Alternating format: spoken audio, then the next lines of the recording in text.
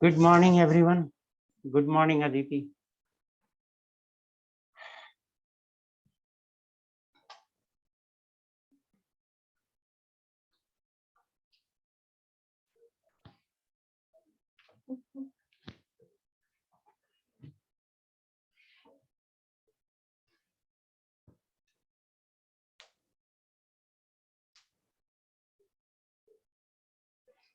एक बार मैं आपका होमवर्क देख लूं।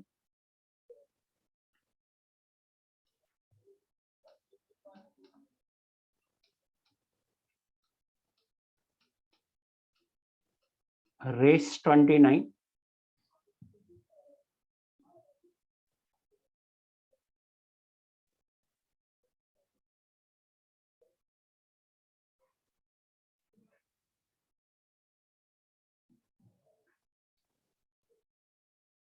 S1 up to question number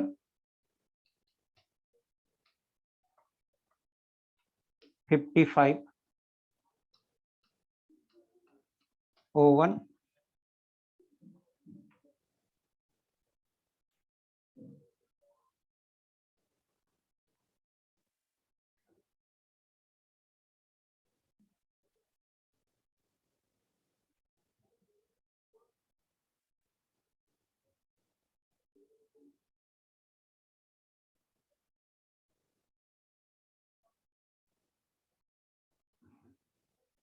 up to question number 62।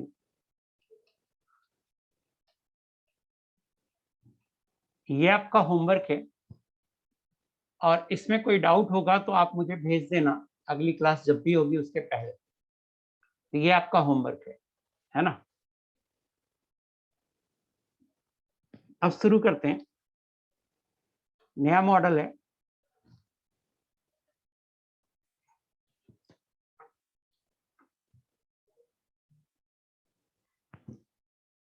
Quantum mechanical model.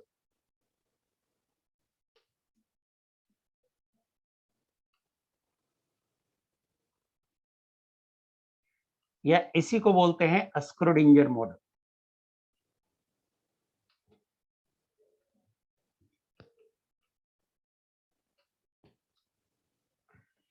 Quantum number इसी मॉडल का पार्ट है, तो क्वांटम नंबर नहीं पढ़ाऊंगा मैं।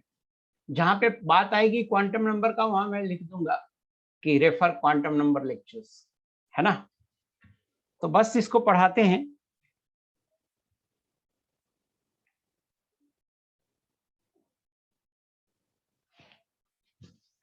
शुरू करते हैं।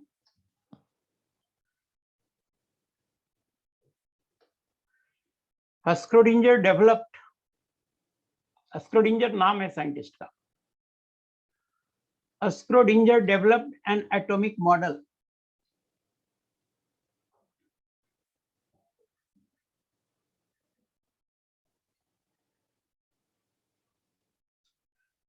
considering both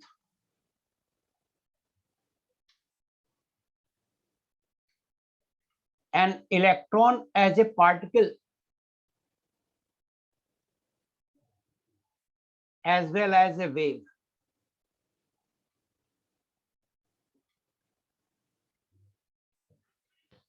Schrödinger developed an atomic model considering both an electron as a particle as well as a wave. उन्होंने इलेक्ट्रॉन को पार्टिकल भी माना और वेव भी माना, है ना। दोनों मानते हुए स्क्रोडिंगर ने एक एटॉमिक मॉडल प्रपोज किया। एक बात जो मैं सबसे इंपॉर्टेंट है, जो मैं बोलना चाहता हूं, कि जब हम थ्योरी पढ़ाते हैं स्क्रोडिंगर का, then it appears to be tough, but मुझे ये सबसे आसान लगता है एटॉमिक स्ट्रक्चर में। और सबसे ज्यादा आईटी एडवांस में अगर किसी सेक्शन से आता है तो वो इसी सेक्शन से एडवांस में, और मुझे इजीएस्ट लगता है। लेकिन जब हम थ्योरी पढ़ाते हैं तो आपको टफ लग सकता है, तो पेशेंस से मेरी बात सुनना। धीरे धीरे आपको इतना क्लियर हो जाएगा ये कि लगेगा बहुत आसान चीज है। पहला पॉइंट है, पॉइंट्स तो आपको याद रखने होंगे। कि स्क्रोडिंजर ने इलेक्ट्रॉन को wave as well as particle दोनों मानते हुए मॉडल डेवलप किया। सेकंड पॉइंट है, ही considered electron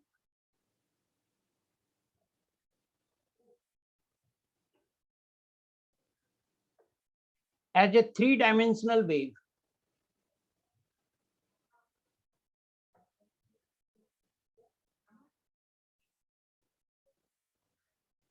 in the electric field of the nucleus.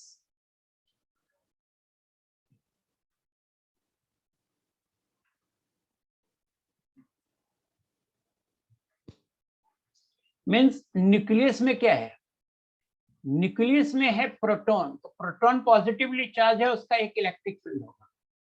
तो स्क्रोडिंजर ने जो पॉजिटिव चार्ज का फील्ड है उस फील्ड में इलेक्ट्रॉन को एक थ्री डायमेंशनल वेव माना। इलेक्ट्रॉन को क्या माना, three dimensional wave.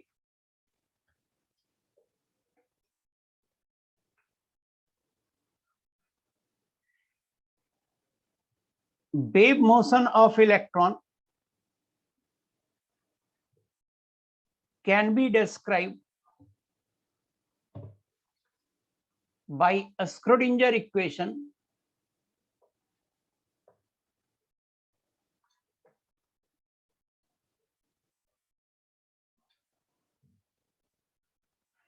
which is d2 psi upon del x square plus d2 psi upon del y square plus d2 psi upon del z square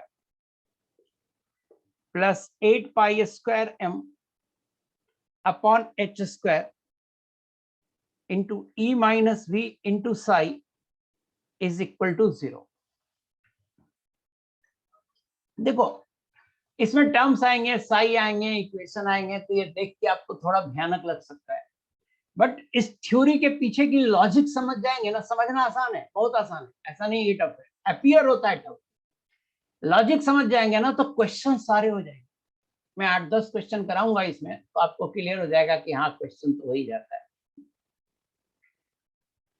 तो Schrödinger ने देखे कोई भी वेव है, जैसे स्ट्रेट लाइन होता है, तो स्ट्रेट लाइन का एक इक्वेशन होता है y equal to mx plus c. Straight line एक डायमेंशन का चीज है, उसे एक्सप्रेस करने के लिए हम दो वेरिएबल लिए, y is a function of x। तो अगर कोई थ्री डायमेंशनल चीज होगा तो उसे एक्सप्रेस करने के लिए हमें चार वेरिएबल लेना होगा। तो हमने यहाँ चार वेरिएबल लिया है, x, y, z and Sai. Sai को बोलते हैं wave function and Sai is a function of x, y and z। कौन चीज क्या है ये देखते हैं। तो साई को बोलते हैं वेव फंक्शन। साई क्या है, वेव फंक्शन। पहले नाम समझो क्या है, वेव फंक्शन। साई को बोलते हैं wave function. X y z है कार्टेशियन कोऑर्डिनेट।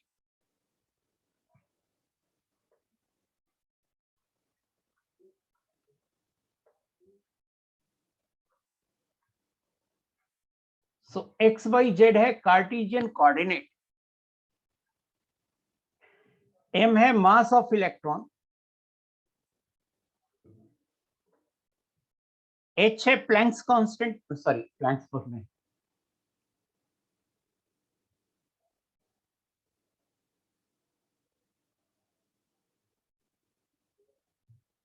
h कौन सा कांस्टेंट है बेटा,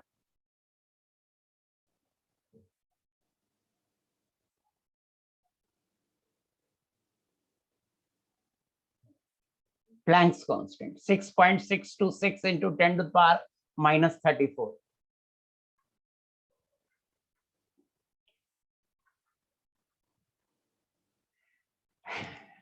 बोल्ट्जमैन कांस्टेंट से कंफ्यूज हो गया था कि नाम कहीं प्लैंक की जगह बोल्ट्जमैन तो नहीं है। तो h है प्लैंक्स कांस्टेंट, E है टोटल एनर्जी,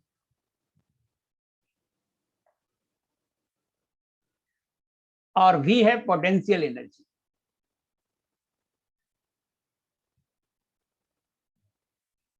इसमें सबसे ज्यादा जो प्रॉब्लम करता है बच्चे को, वो प्रॉब्लम करता है डेल, वो प्रॉब्लम करता है साइन।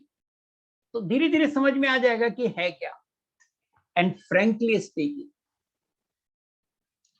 हाँ बोल्ट्जमैन की है भाई, पता है मुझे, होता है ना कभी कभी दिमाग इधर उधर हो जाता है, तो वही हो गया। बोल्ट्जमैन कांस्टेंट से मैं कंफ्यूज हो गया था कि प्लैंक बोलते हैं या बोल्ट्जमैन बोलते हैं। सबसे ज्यादा देखिए, एक तो डेल, हम लिख रहे हैं del psi upon del x square. तो डेल जैसे वही है, d y by d x करते हैं ना आप कैलकुलस में, d y by d x करते हैं ना, तो डेल वही है, डी को ही डेल लिखे। तो डेल तो कोई एक ऑपरेटर है, जस्ट डी को ही डेल लिखे, इसमें कोई दिक्कत नहीं। हाँ, पार्शियल डिफरेंशिएशन वही है। X y z Cartesian coordinate है, साई क्या है तो फिर से समझिए साई क्या है। सुनो मेरी बात ध्यान से, पहले साई क्या है इस बात को फिर से समझिए कि जैसे बाई होता है M x plus c, straight line एक सिंगल डायमेंशन का चीज है, स्ट्रेट लाइन एक वन डायमेंशन का चीज है, उसे एक्सप्रेस करने के लिए दो वेरिएबल चाहिए और वो वेरिएबल है y is equal to function of x। तो एक x चाहिए, x इंडिपेंडेंट वेरिएबल है और y डिपेंडेंट वेरिएबल है। तो एक डायमेंशन का चीज है स्ट्रेट लाइन, उसे एक्सप्रेस करने के लिए हमें दो वेरिएबल चाहिए था, एक इंडिपेंडेंट और एक डिपेंडेंट। अब y is equal to mx plus c straight line का इक्वेशन है। जरा इसको डिफरेंशिएट करते हैं। dy बाई dx क्या होगा, m। dy बाई dx एक डिफरेंशियल इक्वेशन है। dy बाई dx क्या है, एक डिफरेंशियल इक्वेशन, और इस डिफरेंशियल इक्वेशन का सॉल्यूशन है y is equal to mx plus 2। ये है एक डिफरेंशियल इक्वेशन।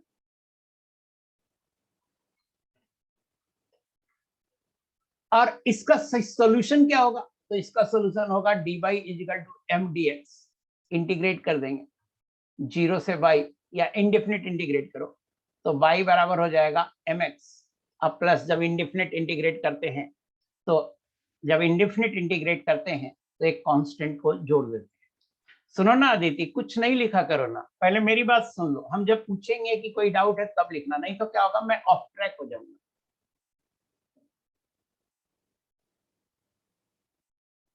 हम क्या बताए थे क्या नहीं बताए थे वो मुझे याद है, सो प्लीज पेशेंस रखो, आप कुछ मत लिखा करो। हम जब बोले कोई डाउट है 1 मिनट उसके बाद रुक जाए, आप 1 मिनट में टाइप कर देना, नहीं तो क्या होगा ना, मैं डीरेल हो जाऊंगा। बार बार आप लोग को मैं यही बात समझा रहा हूँ, 10-20 बच्चों में भी ये प्रॉब्लम होती है, 100-200 में तो होगा ही होगा।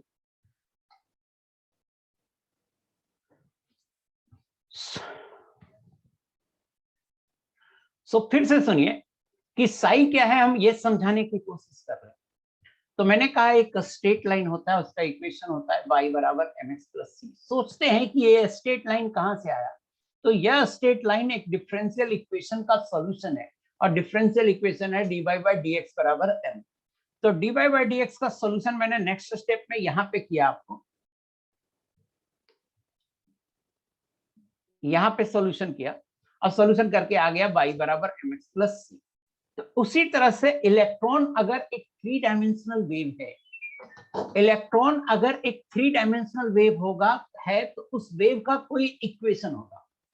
फिर से सुनिए, इलेक्ट्रॉन अगर एक 3 डायमेंशनल वेव है तो उस वेव का एक इक्वेशन होगा, और वो इक्वेशन कहां से आएगा, तो वो किसी डिफरेंशियल इक्वेशन का सॉल्यूशन होगा। किस डिफरेंशियल का इक्वेशन का सॉल्यूशन होगा, तो वो डिफरेंशियल इक्वेशन ये है, इसको बोलते हैं स्क्रोडिंजर इक्वेशन। इसको क्या बोलते हैं, स्क्रोडिंजर इक्वेशन। तो वो डिफरेंशियल इक्वेशन ये है। आई होप कि थोड़ा सा लॉजिक समझ में आ गया होगा। ये डिफरेंशियल इक्वेशन है, इस डिफरेंशियल इक्वेशन का सॉल्यूशन इलेक्ट्रॉन जो वेव है उस वेव का इक्वेशन देगा।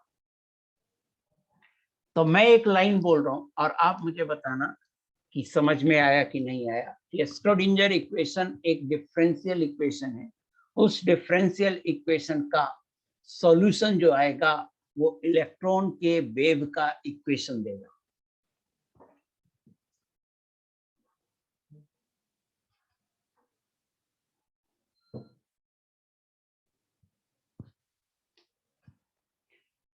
क्लियर है, वेरी गुड। अब देखिए इस स्क्रोडिंजर इक्वेशन के बारे में लिख रहे हैं। हाँ, डेराइव हुआ होगा कहीं से, डेरिवेशन हमें नहीं पढ़ना है, डेराइव हुआ होगा। डेराइव भी अगर हम करेंगे ना, ऐसा नहीं है डेराइव नहीं, डेराइव भी अगर करेंगे तो एक इक्वेशन हमें लेना ही पड़ेगा, मानना ही पड़ेगा कि ये स्टैंडिंग वेव का इक्वेशन लेना पड़ेगा। तो डेराइव ऑफ कोर्स हुआ होगा कहीं से, है ना। पहले जो पढ़ा, अगर डेरिवेशन इंपॉर्टेंट होता तो मैं कराता, है ना। सो प्लीज ध्यान से सुनिए मेरी बात, अगर डेरिवेशन सिलेबस में होता या इंपॉर्टेंट होता तो मैं कराता।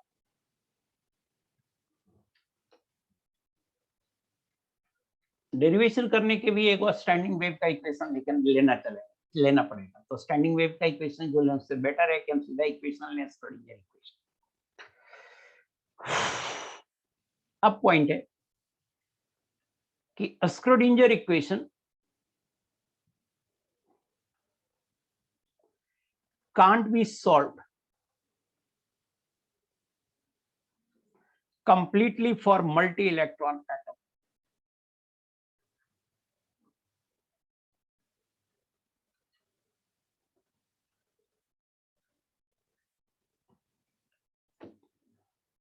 ये पॉइंट है कि स्क्रोडिंगर इक्वेशन को हम मल्टी इलेक्ट्रॉन एटम के लिए सॉल्व नहीं कर सकते हैं। कॉम्प्लेक्सिटी कुछ ऐसी आती है कि ऑन पेपर या ऐसे ये चीजें सॉल्व नहीं होगी। तो वही मैं लिखा कि ये जो ऐसा इक्वेशन है, कॉम्प्लेक्स इक्वेशन है आपको, तो इस इक्वेशन का सॉल्यूशन पॉसिबल नहीं है। किसके लिए? मल्टी इलेक्ट्रॉन एटम के लिए, जिसमें एक से ज्यादा इलेक्ट्रॉन। फिर मैं कह रहा हूं कि इसका सॉल्यूशन पॉसिबल है for a single electron atom और ion. It can be solved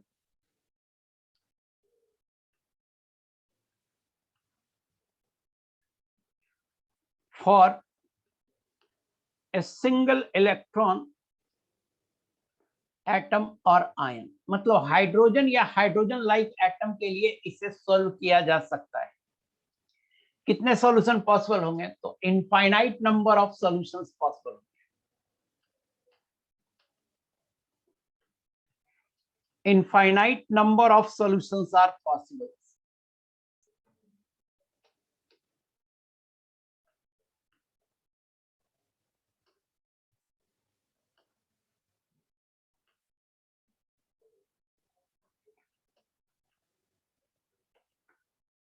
To get a meaningful solution, three numbers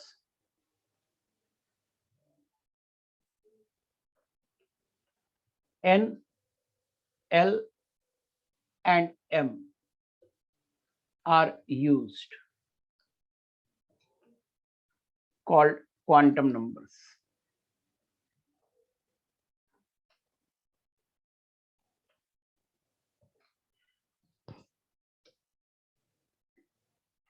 मैंने कहा कि स्क्रोडिंगर इक्वेशन को मल्टी इलेक्ट्रॉन एटम या आयन के लिए सॉल्व नहीं कर सकते हैं, यह सिर्फ सिंगल इलेक्ट्रॉन एटम या आयन के लिए सॉल्व होगा। ये पॉइंट याद रखना है। जब ये सिर्फ सिंगल इलेक्ट्रॉन एटम या आयन के लिए भी सॉल्व होगा, तब भी इनफाइनाइट नंबर ऑफ सॉल्यूशन होंगे। कितने सॉल्यूशन होंगे? इनफाइनाइट। कुछ मीनिंगफुल सॉल्यूशन के लिए, जिसका कि कोई मतलब हो, ऐसे सॉल्यूशन के लिए 3 नंबर यूज करते हैं और उन नंबर को बोलते हैं क्वांटम नंबर्स। कौन कौन से नंबर यूज करते हैं? N, l and m. और आप जानते हैं क्वांटम नंबर क्या है। तो आईआईटी में एक बार ये भी आया है कि which of the following quantum number is not used in the solution of Schrodinger equation. N, l, m and s answer option थे। तो आंसर क्या होगा? ऑफ कोर्स एस, है ना। तो मुझे बताना यहां तक का पॉइंट क्लियर है या नहीं क्लियर है। यहां तक कुछ डाउट है तो प्लीज पूछ लो।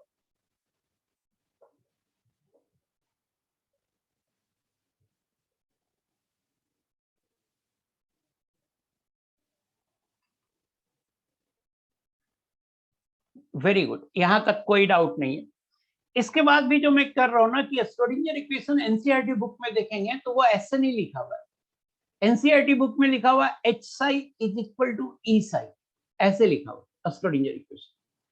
तो ये इक्वेशन ऐसे कैसे आया हम ये बताने जा रहे हैं। हाउएवर ये चीज इंपॉर्टेंट नहीं है, फिर भी मैं बता रहा हूं आपको कि स्क्रोडिंगर इक्वेशन इज,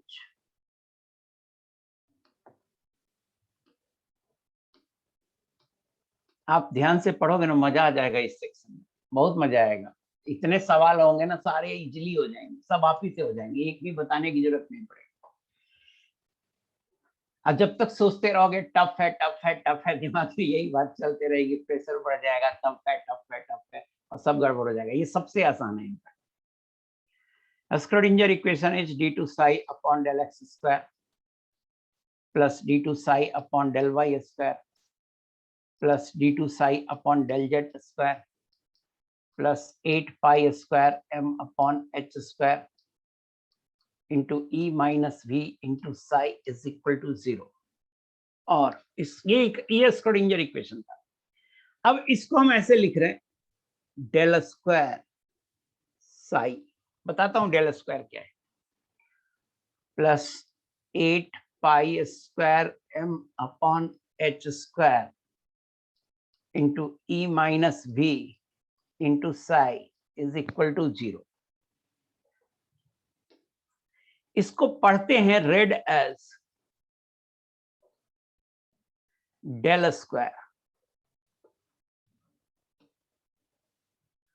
पढ़ते कैसे हैं? Del square. कहिएगा डेल स्क्वायर होता क्या है? तो डेल स्क्वायर होता है del 2 upon del x square plus del 2 upon del y square plus del 2 upon del z square. ये जस्ट एक ऑपरेशन है। इस तीनों जो लिख रहे हैं ना, del 2 upon del x square, del 2 upon del y square, del 2 upon del z square, इसके लिए एक सिंगल ऑपरेटर दिया डेल स्क्वायर, और साई मल्टीप्लाइड है तीनों में, तो साई से मल्टीप्लाई कर दिया। आई होप कि आपको समझ में आ गया होगा कि हम एक नया ऑपरेटर डिफाइन किए हैं और उसका नाम है del square.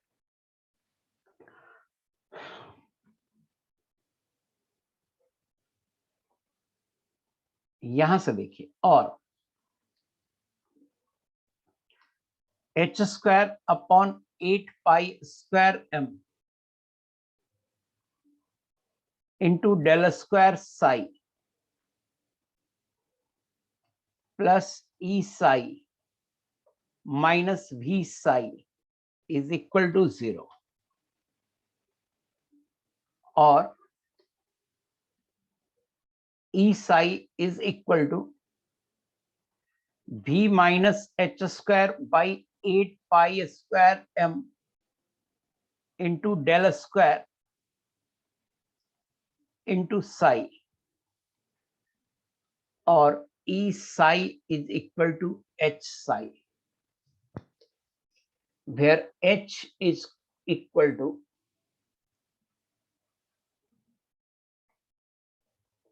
v minus h square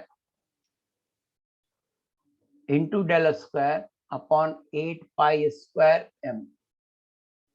h बराबर ये होगा, h is called Hamiltonian operator। h is called Hamiltonian operator। h का नाम है हैमिल्टोनियन ऑपरेटर। बोला ना ऋतिक राज, बीच में मत लिखा करो, जब बोले कोई डाउट तब लिखा करो। अब बोलो कोई डाउट है? यहां तक हमने जस्ट एक जनरल एक्सप्रेशन किया, मैथमेटिकल ऐसे ऐसे, मतलब एक नया टर्म डिफाइन किया डेल स्क्वायर, और डेल स्क्वायर ऊपर जो लिखा था d2 psi upon del x square plus d2 psi upon dy square plus d2 psi upon del z square. Del बोले या डी बोले, डेल बोलना ज्यादा करेक्ट है, बट डी भी बोल सकते हैं, आप ऐसे ही पढ़ सकते हैं। d2 psi upon dx square plus d2 psi upon dy square plus d2 psi upon dz square, ऐसे भी बोल सकते हैं, या डेल भी बोल सकते हैं, del 2 psi upon del x square plus del 2 psi upon del y square plus del 2 psi upon del z square. और इस पूरे को हमने लिख दिया del square psi, capital del है ये, और ये स्मॉल डेल है। सो अब क्या लिख रहे हो ऋतिक राज? ऊपर वाला कैसे पढ़ें? कौन ऊपर वाला कैसे पढ़ें? सब तो पढ़ ही रहे ना, हम जैसे पढ़ रहे हैं वैसे पढ़ो। तो इस पूरे को ये लिखा, उसके बाद जब ये लिख दिया तो उसके बाद सब मैथमेटिकल ऑपरेशन है, और ये v minus H square upon 8 pi square m into del square को नया नाम दे दिया h, और h का नाम है हैमिल्टोनियन ऑपरेटर, मैथमेटिकल ऑपरेटर। तो एक बार देखिए चीजें समझ में आया या नहीं आया, मैथमेटिकल है ये, और बताइए कि क्लियर है नहीं है।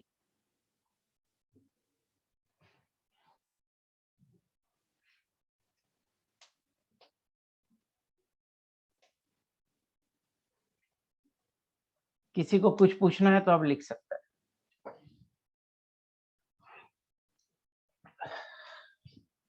Very good. सो आगे बढ़ते हैं। Quantum mechanical treatment of hydrogen. हाँ, एक चीज और,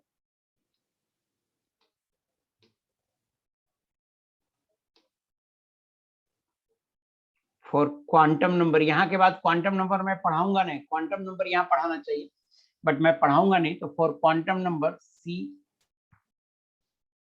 लेक्चर्स ऑफ क्वांटम नंबर्स, और प्लीज रिवाइज कर लो, ये नहीं कि क्वांटम नंबर का क्वेश्चन हमें डाउट में पूछे। अब देखिए quantum mechanical treatment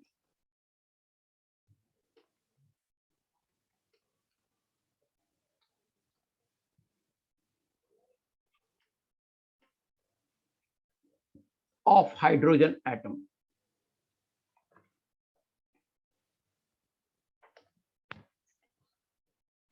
Schrödinger equation है, तो पहले लिखते हैं Schrodinger equation H।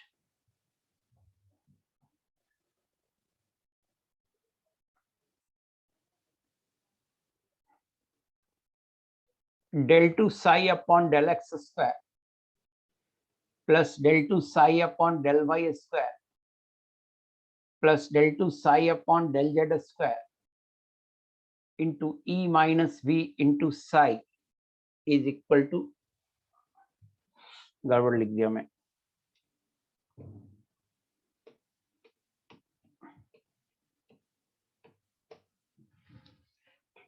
Plus 8 pi square m upon h square into e minus v into psi is equal to 0। ये स्क्रोडिंजर इक्वेशन है।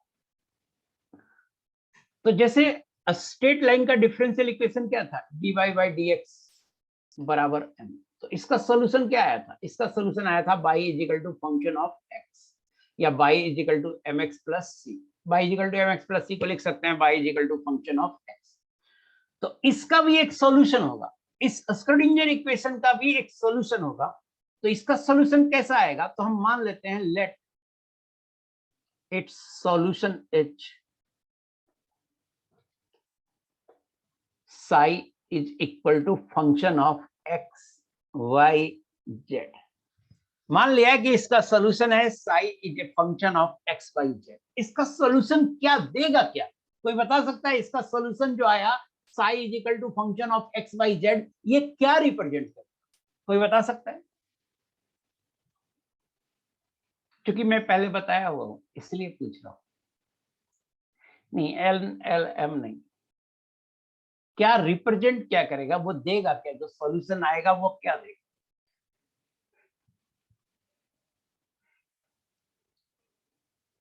बस यस मोहितकर सही बोल रहा है, वेव इक्वेशन, ये इसका सॉल्यूशन देगा।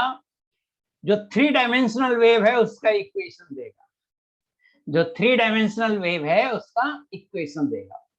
या ऐसे समझिए, ज्यादा कन्फाइंड वे में मैं बोल रहा हूं कि शेप ऑफ ऑर्बिटल पढ़े है ना, तो शेप ऑफ ऑर्बिटल ऐसा थोड़े कोई चीज का बना हुआ है। शेप जो है ना वो 3 डायमेंशनल वेव कैसा होगा वही बताएगा। 3 डायमेंशनल वेव का कोई शेप होगा, क्योंकि 3 डायमेंशन में है, तो 3 डायमेंशनल वेव का जो शेप होगा वही शेप ऑफ ऑर्बिटल होगा। तो ये ऑर्बिटल का इक्वेशन देगा। बेटर टू से ये इलेक्ट्रॉन जहां पे होगा उसका इक्वेशन देगा, और इलेक्ट्रॉन कहां पे होगा, ऑर्बिटल में, मींस ऑर्बिटल का इक्वेशन देगा। थोड़ा थोड़ा समझ में आया नहीं आया बताना।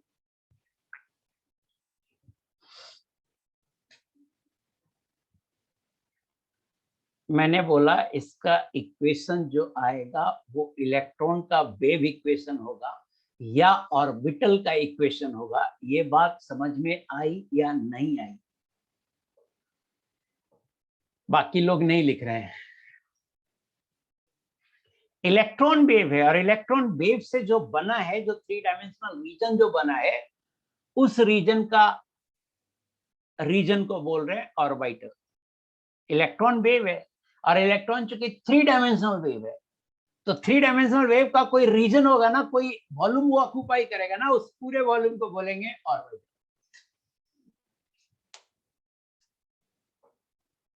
तो ये नहीं बोलिए ऑर्बिटल वेव है, बोलिए इलेक्ट्रॉन वेव। जो वेव का शेप बन रहा है 3 डायमेंशन वो ऑर्बिटल। अब देखिए, since an atom has spherical symmetry,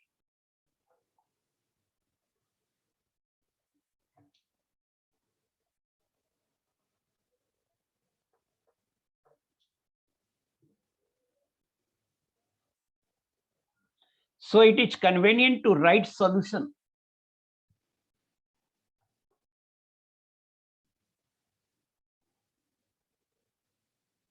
हाँ, पार्टिकल भी बताया था और वेव भी बताया था, दोनों नेचर है। अब पार्टिकल नेचर कम है, वेव नेचर ज्यादा है। तुम लोग डाउट लिख रहे हो तो पहले तुम्हारे डाउट पे आ जाए, क्या लिख रहे हो? पार्टिकल नेचर कम है और वेव नेचर ज्यादा है। सर मतलब इलेक्ट्रॉन जो पाथ फॉलो करेगा उसी का इक्वेशन देगा। देखो, पाथ फॉलो करेगा तो तुम सोच रहे हो इलेक्ट्रॉन एक पार्टिकल, जिससे ऑर्बिटल का इक्वेशन ये आया, ऑर्बिटल का शेप आया ऐसा। इसका क्या मतलब है? ऑर्बिटल का शेप है ऐसा, मान लो ये px ऑर्बिटल है, इसका मतलब क्या है? पहले मुझे ये समझो। ऑर्बिटल का शेप, ये जो डंबल शेप है, इसका मतलब क्या है बेटा? तुमको क्या लग रहा है वहां डंबल शेप का घर बना हुआ है, उसमें इलेक्ट्रॉन रहता है? इलेक्ट्रॉन इसके अंदर ही होगा, तो ये बना हुआ किस चीज से? शेप ये ब्लैंक स्पेस है, किसी चीज से बना हुआ नहीं है। हाँ, इमेजिनरी स्पेस है, ब्लैंक स्पेस है। इसका मतलब है कि इलेक्ट्रॉन जो वेव है ये इसी 3 डायमेंशनल रीजन में रहे। इलेक्ट्रॉन ऐसा एक पार्टिकल तो है नहीं कि वहां पे तुम स्टैटिक मान लो। तो इलेक्ट्रॉन जो वेव है ये इसी 3 डायमेंशनल रीजन में होगा। तो ये वेव, जैसे मान लो कोई वेव ऐसे है, तो ये पूरा वेव हो गया ना एक। तो इलेक्ट्रॉन जो वेव है वो इसी 3 डायमेंशनल रीजन में है। थोड़ा थोड़ा क्लियर हो रहा है, नहीं हो रहा है?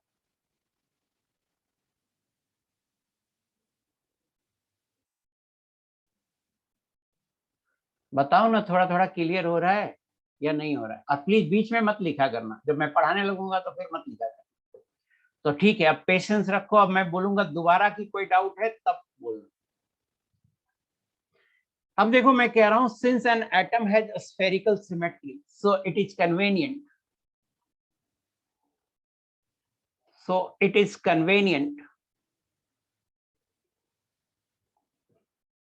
to write solution of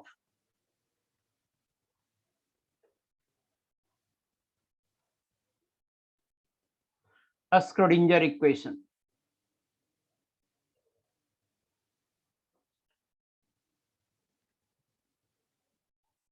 in polar coordinates.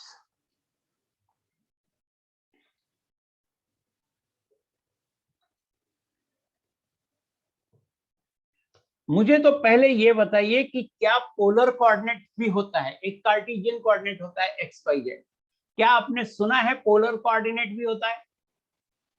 Yes no?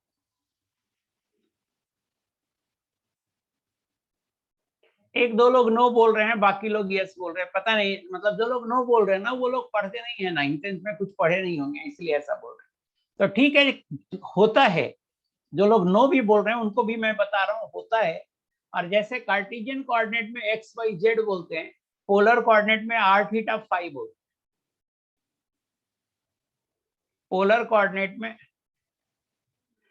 Coordinate में क्या बोलते हैं? R theta phi. और ये आप कहीं नहीं तो मैथ में कॉम्प्लेक्स नंबर में जरूर पढ़ेंगे। खैर, मुझे जितना पढ़ना है उतना बताता हूं, आप पहले पढ़े रहते तो ज्यादा सुविधा होती। तो कहा कि जब स्फेरिकल चीजों को डील करते हैं तो कार्टेशियन कोऑर्डिनेट से ज्यादा इंटरेस्टिंग, ज्यादा सुविधाजनक, ज्यादा कन्वीनियंट होता है पोलर कोऑर्डिनेट में डील करना। स्फेरिकल चीजों को कार्टेशियन कोऑर्डिनेट से ज्यादा कन्वीनियंट होता है पोलर कोऑर्डिनेट में डील करना। तो हम क्या कर रहे हैं कि जो स्क्रोडिंजर इक्वेशन था जो एक्स वाई जेड में था, उसे हम साई थीटा फाई में चेंज करेंगे, जहां साई थीटा फाई क्या है? Polar coordinate. Let it is psi are theta phi, sorry R theta phi है polar coordinate, where R theta phi बराबर पोलर कोऑर्डिनेट्स।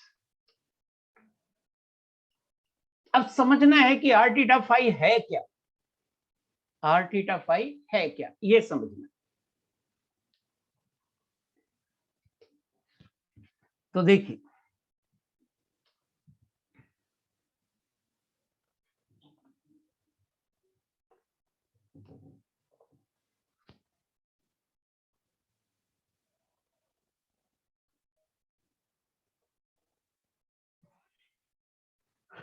मान लो कि ये एक्स एक्सिस है, ये वाई एक्सिस है और ये जेड एक्सिस है। मान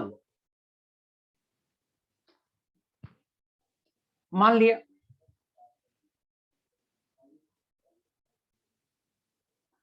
मान लिया कि एक इलेक्ट्रॉन यहां पे है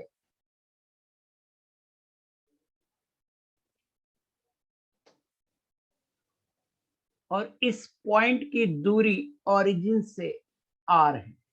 तो आर डिफाइन हो गया। आर क्या है? आर डिफाइन हो गया, कोई एक पॉइंट है स्पेस में, उस पॉइंट की ओरिजिन, ओ ओरिजिन है, मान लो ये ओ है, ओ ओरिजिन है, ओरिजिन से उस पॉइंट की दूरी है आर।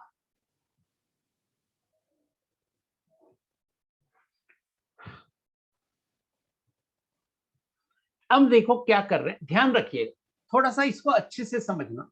थोड़ा डिफिकल्टी होती है, पहली बार अगर पढ़ रहे होंगे तो डिफिकल्टी होगी, पहली बार नहीं पढ़ रहे होंगे तो बहुत इजी लगेगा। तो आप किसी न किसी कमरे में बैठे होंगे और कमरा आपका बेस रेक्टेंगल होगा और कमरे की हाइट होगी कुछ, है ना? तो जो बेस है कमरे का, जो फर्श है आपके कमरे का, उसे आप एक्स और वाई एक्सिस मान लीजिए, और जो वॉल है उसके एक कॉर्नर को आप जेड एक्सिस मान लीजिए। दो वॉल जहां पे कांटेक्ट हो रहे हैं, जहां पे मिल रहे हैं, उसको जेड एक्सिस मान लीजिए। फिर से सुनिए मेरी बात, सिर्फ सुनना, कुछ मत लिखना, और ध्यान से सुनना। जिस कमरे में आप अभी पढ़ाई कर रहे हो, उस कमरे के फर्श को एक साइड को एक्स एक्सिस, एक को वाई एक्सिस मान लीजिए, और दो वॉल जहां पर मर्ज कर रहे हैं उसको जेड एक्सिस मान लीजिए। तो आपको एक्स वाई जेड क्लियर हो जाए। अब क्या कीजिए, कहीं पे भी बेटर होगा कि एक ऊपर के एक कॉर्नर को आप मान लीजिए, ऊपर का एक कॉर्नर मान लीजिए कि वहां का पॉइंट है, और वहां से जो डिस्टेंस है, अगर मान लेते हैं आपके कमरे का लेंथ, विड्थ और हाइट तीनों ए है, तो एकदम डायगोनली अपोजिट जो बॉडी डायगोनल के करस्पॉन्डिंग जो पॉइंट होगा उसका डिस्टेंस होगा √3a। ऑरिजिन से उसका डिस्टेंस होगा √3a। आप मुझे बताओ, आप अपने कमरे का √3a डिस्टेंस समझ रहे हो? अगर लेंथ ए है, विड्थ ए है, हाइट ए है, तो √3a डिस्टेंस हम किसको बोल रहे हैं, ये समझ रहे हो? जैसे मान लो ये आपका कमरा है, ये एक क्यूब बना दे रहे हैं,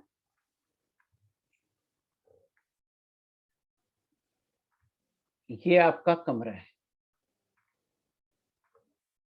इस कमरे में आपने इसे एक्स एक्सिस मानने के लिए बोल रहा हूँ, या इसे एक्स एक्सिस मानने के लिए बोल रहा हूँ, इसे वाई एक्सिस मानने के लिए बोल रहा हूँ, और इसे जेड एक्सिस मानने के लिए बोल रहा हूँ। तो ये ऑटोमेटिक ऑरिजिन हो गया।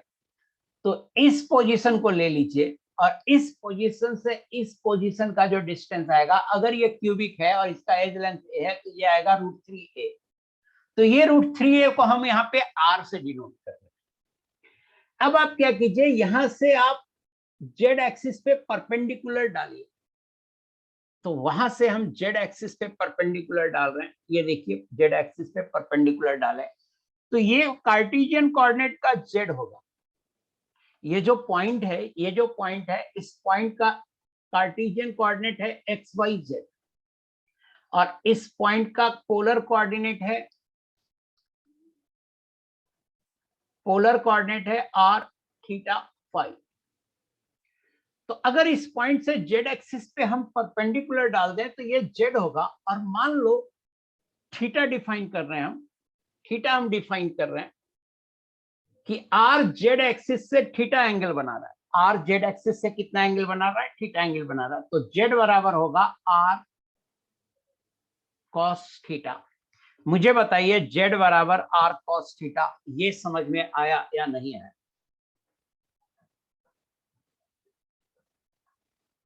सब लोग बताइए प्लीज, जेड बराबर आर कॉस थीटा, ये समझ में आया कि नहीं आया? Clear, very good.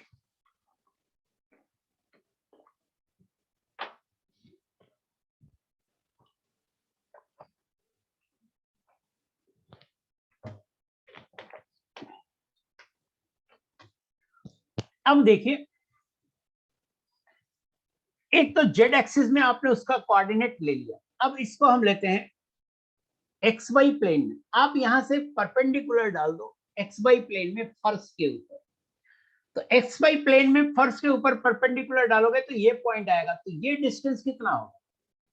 ये डिस्टेंस हो गया r cos theta, theta angle ये था। ये डिस्टेंस कितना होगा? आर साइन थीटा होगा।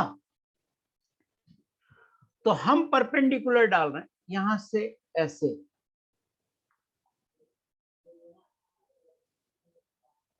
तो ये डिस्टेंस हो जाएगा आर साइन थीटा। थोड़ा छोटा बन गया, इसको थोड़ा बड़ा बनाते हैं। एक बार मिटा कर मैं फिर से बनाता हूँ इसको। थोड़ा छोटा बन गया है, थोड़ा बड़ा बनाते हैं, दिखने में दिक्कत हो रही होगी आपको। नेक्स्ट पेज पे बनाए क्या? नहीं, यहीं पे बनाते हैं, मुझे लगता है हो जाएगा।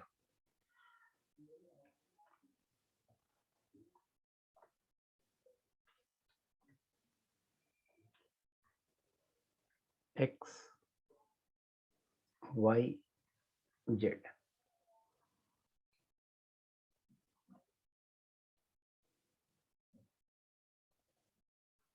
ये एक पॉइंट है, ये डिस्टेंस है आर, ये एंगल है थीटा,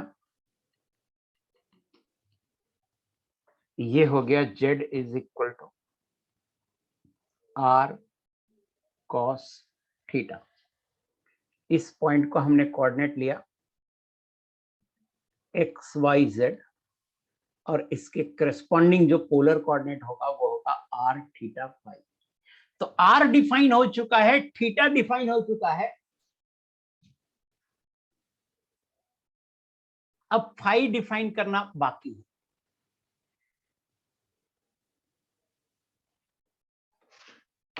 ऋतिक राज ने लिख दिया फिगर क्लियर नहीं है सर। और यस मोहितकर ने क्या लिखा है? उतना ही बना दिया आपने, नहीं समझ में आया। नहीं, वैसा ही नहीं बनाया। क्या दिक्कत हो रहा है? फिगर क्लियर नहीं है मतलब? ऋतिक राज, आपकी बात ये नहीं क्लियर आ रही है, आपको समझ में नहीं आ रहा है, या फिगर में जो मैं लिख रहा हूं वो क्लियर नहीं?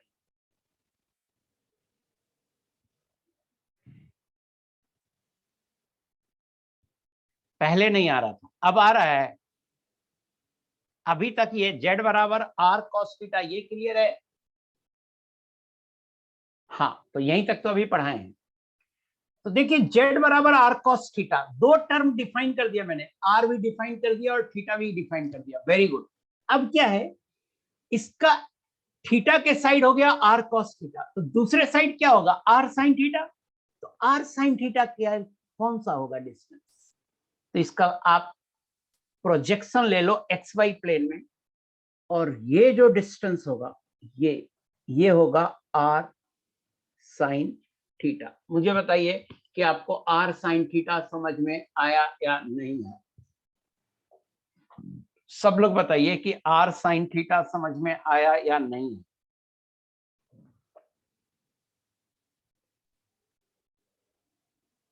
ऋतिक राज तुम बताओ बेटा। हाँ, आ गया, वेरी गुड। ऋतिक राज तुम बताओ, आर साइन थीटा समझ में आया?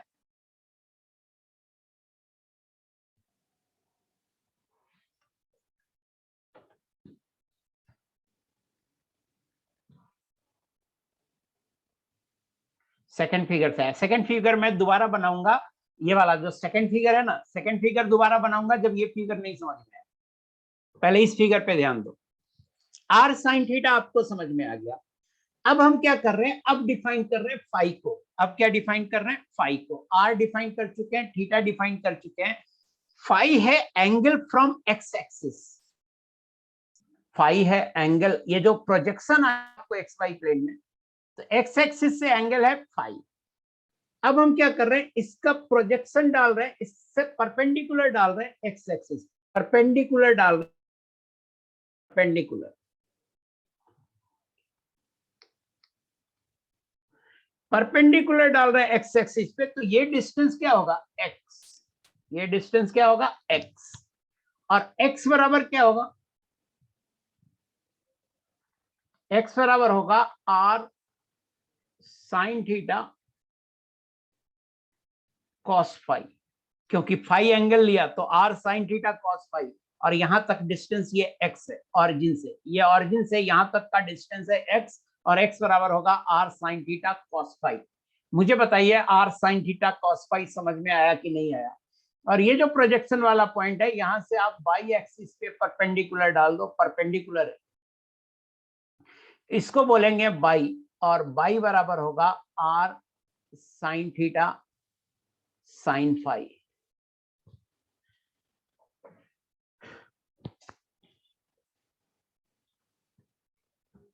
अब अगर नहीं समझ में आया तो मैं सेकंड फिगर से समझाता हूं, समझाने की कोशिश करता हूं। हाँ, बहुत लोगों ने लिख दिया, समझ में आ गया, बट फिर भी मैं एक बार सेकंड फिगर से समझाने की कोशिश करता हूं कि आप जिस कमरे में बैठे हैं उस कमरे को एक क्यूब मान लीजिए, और एक्स वाई जेड एक्सिस को आप उसमें डिफाइन कर लीजिए, ये एक्स एक्सिस है, ये वाई एक्सिस है, ये जेड एक्सिस है, ये आपका ऑरिजिन है। अब आप क्या कीजिए, ये एक पॉइंट लीजिए और इसको यहां से मिला दीजिए। ये जो ग्रीन वाला डिस्टेंस है ये r है, और जेड एक्सिस से थीटा एंगल बना रहा है, तो जेड एक्सिस पे परपेंडिकुलर डालिए, और ये जो डिस्टेंस होगा जेड, ये हो जाएगा r cos थीटा।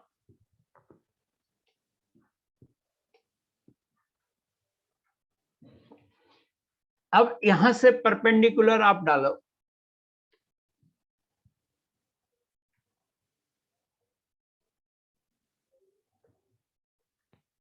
ग्रीन से ही करते हैं, यहां से परपेंडिकुलर एक्स वाई एक्सिस पे डालिए तो ये पॉइंट आएगा, और ये पॉइंट आएगा, तो ये जो डिस्टेंस होगा ये डिस्टेंस होगा r साइन थीटा। अब मान लेते हैं कि ये एक्स एक्सिस से पाई एंगल बना रहा है, तो इस पॉइंट से आप क्या करो, परपेंडिकुलर डाल दो इस पे, एक्स एक्सिस पे परपेंडिकुलर डाल दो, तो ये हो जाएगा x, जहां x बराबर आएगा r sine theta cos phi, और यहां से परपेंडिकुलर डाल दो बाई एक्सिस पे, तो ये बाई हो जाएगा, और बाई बराबर होगा r sine theta sine phi. अब मैं एक छोटा सा काम कर रहा हूं कि जो जेड है उसे मैं ग्रीन से बना दे रहा हूं, ग्रीन वाला जेड है, एक तो आर है ही ग्रीन वाला, और एक और बनाया हूं जेड जो ग्रीन से बना दे रहा हूं, जो एक्स है उसे मैं रेड से बना दे रहा हूं, और जो बाई है उसे मैं येलो कर दे रहा हूं।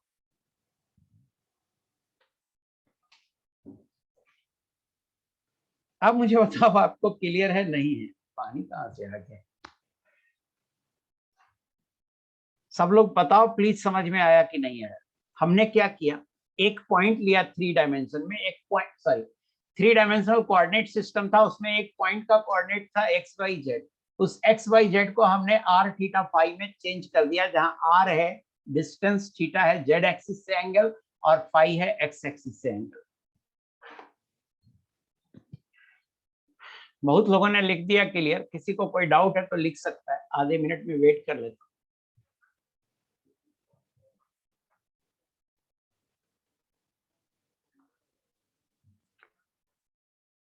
कम से कम यही लिख दो क्लियर है कि नहीं है, हिमाक्षी, ऋतिक राज, अदिति, ये सब लिखो ना, क्लियर है नहीं है। Very good. नेक्स्ट देखिए क्या आया था, फिर से लिखते हैं, जेड आया था, जेड बराबर आया था आर कॉस थीटा, एक्स बराबर आया था r sine theta cos phi, y बराबर आया था r sine theta sine phi. अब जरा सा सोचिए कि स्क्रोडिंगर इक्वेशन का सॉल्यूशन आया था psi is a function of x y z. जहां जहां एक्स है वाई है जेड है वहां वहां ये रख दीजिए एक्स वाई जेड की वैल्यू। तो एक्स वाई जेड खत्म हो जाएगा इक्वेशन में और आ जाएगा आर थीटा एंड फाई आ जाएगा, आर थीटा एंड फाई आ जाएगा। तो वो जो सॉल्यूशन हमें मिला था एक्स वाई जेड में वो सॉल्यूशन अब कन्वर्ट हो जाएगा आर थीटा फाई में। और आप निकालोगे x square plus y square plus z square करके निकालना, फॉर्मूला यूज होगा sine square theta plus cos square theta बराबर 1, sine square phi plus cos square phi बराबर 1, और वो आ जाएगा आर स्क्वायर के बराबर आ जाएगा। X square plus y square plus z square करके देख लेना, वो आ जाएगा आर स्क्वायर।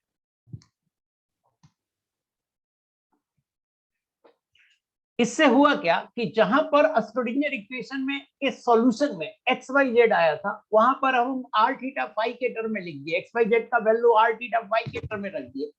तो अब स्क्रोडिंगर इक्वेशन का सॉल्यूशन आर थीटा फाई में आ गया। Now psi are theta phi is the solution of a Schrodinger equation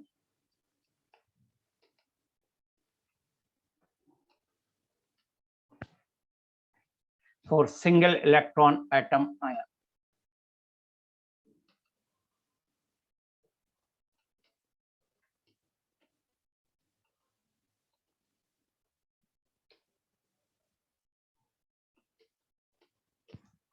अब वो सॉल्यूशन आ गया साई आर थीटा फाई के term.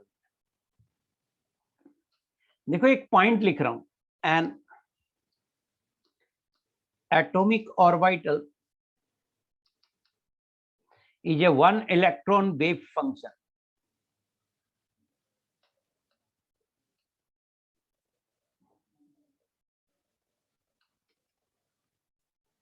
Psi r theta phi obtained from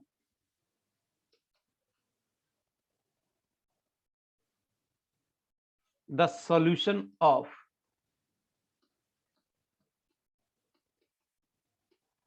the Schrodinger equation. और जो आप बोल रहे थे ना कि ऑर्बिटल वेव फंक्शन है सर, तो देखिए इस स्टेटमेंट से आपको लगभग लगभग क्लियर हो रहा है। एटॉमिक ऑर्बिटल का रियल डिफिनीशन दे रहा हूं। अभी तक हम पढ़ते थे एटॉमिक ऑर्बिटल है region in space in which probability of finding the electron is 90 to 95% या 80 to 90%। तो वही एक मैं कह रहा हूं कि एटॉमिक ऑर्बिटल एक वन इलेक्ट्रॉन वेव फंक्शन है, इलेक्ट्रॉन वेव फंक्शन है। आया कहां से है? तो स्क्रोडिंगर इक्वेशन के सॉल्यूशन से आया है। इस लाइन को पढ़िए 2-3 बार, ये लाइन को, और इससे एटॉमिक ऑर्बिटल क्या है और स्क्रोडिंगर इक्वेशन का एटॉमिक ऑर्बिटल से क्या रिलेशन है ये क्लियर होता है। प्लीज पढ़िए और मुझे बताइए क्लियर हो रहा है कि नहीं।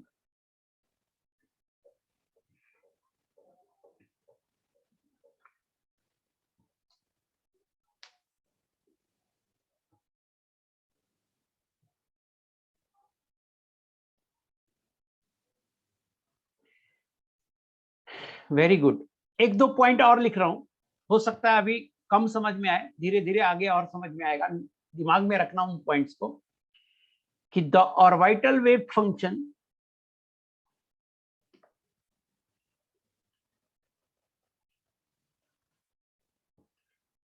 psi has no significance।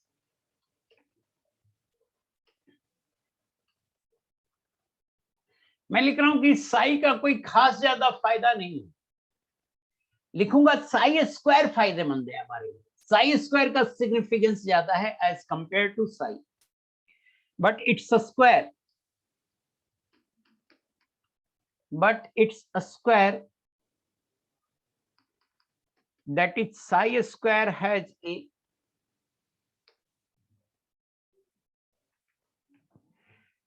physical significance।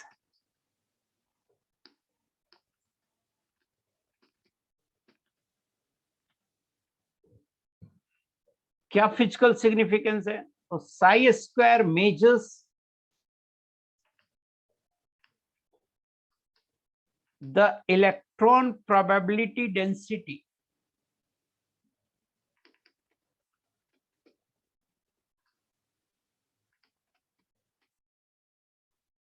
at a point in an atom. So psi square is called probability density.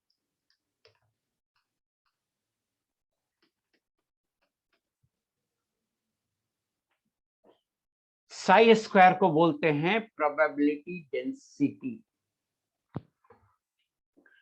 मैंने क्या बोला अभी, ये पॉइंट देखिए कि मैंने कहा साई कोई सिग्निफिकेंट क्वांटिटी नहीं, साई स्क्वायर सिग्निफिकेंट ज्यादा है। क्यों? क्योंकि साई स्क्वायर आपको देता है प्रोबेबिलिटी डेंसिटी। प्रोबेबिलिटी डेंसिटी का क्या मतलब होता है, हम समझाते हैं। किसका प्रोबेबिलिटी डेंसिटी? तो इलेक्ट्रॉन की प्रोबेबिलिटी डेंसिटी।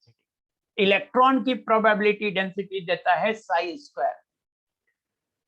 कहेगा सर ये प्रोबेबिलिटी डेंसिटी के कारण सिग्निफिकेंस क्यों है? तो आखिर हम कर क्या रहे हैं? हम तो मान ही चुके हैं न्यूक्लियस में प्रोटॉन और न्यूट्रॉन है, हमें सारा प्रॉब्लम इलेक्ट्रॉन के लिए। तो इलेक्ट्रॉन के पाए जाने की प्रोबेबिलिटी जहां ज्यादा होगी, वो जो चीज बताएगा वो चीज हमारे लिए ज्यादा सिग्निफिकेंट होगा। चूंकि साई स्क्वायर इलेक्ट्रॉन के पाए जाने की प्रोबेबिलिटी डेंसिटी देता है, इसलिए हम बोलते हैं psi square is more significant as compare to psi. कैसे देता है वो बाद की बात है, ये याद रखना ज्यादा इंपॉर्टेंट है कि साई स्क्वायर देता क्या है। तो साई स्क्वायर देता है इलेक्ट्रॉन प्रोबेबिलिटी डेंसिटी। हाइवर जब मैं आपको नोड बताया होगा तो बताया होगा कि एट नोड साई स्क्वायर 0 होता है, और जहां पर मैक्सिमम होगा साई स्क्वायर वहां पर प्रोबेबिलिटी डेंसिटी मैक्सिमम होगी। शायद उसमें बताया होगा जब क्वांटम नंबर पढ़ाया होगा। अभी ये पॉइंट थोड़ा थोड़ा समझ में आया है या नहीं आया? अगर आया तो मैं प्रोबेबिलिटी डेंसिटी को डिफाइन कर देता हूं। पहले मुझे बताओ ये पॉइंट समझ में आया कि नहीं आया?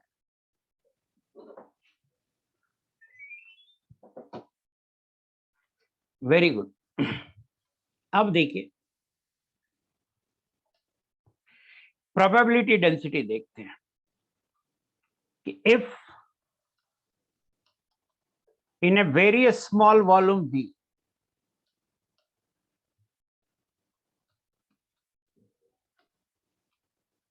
एक छोटा सा वॉल्यूम V लिया, बहुत छोटा सा volume V, let probability of finding the electron is P.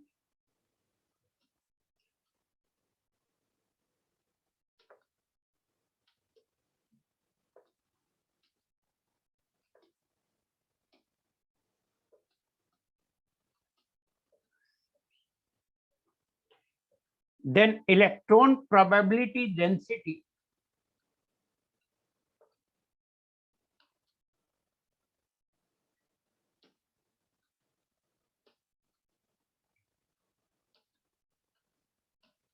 is equal to P by V. मान लो एक छोटे से वॉल्यूम में इलेक्ट्रॉन के पाए जाने की प्रोबेबिलिटी P है, तो प्रोबेबिलिटी डेंसिटी होगा P by V, जहां V है वो छोटा सा वॉल्यूम। मुझे बताइए प्रोबेबिलिटी डेंसिटी का डिफिनीशन क्लियर हुआ नहीं हुआ?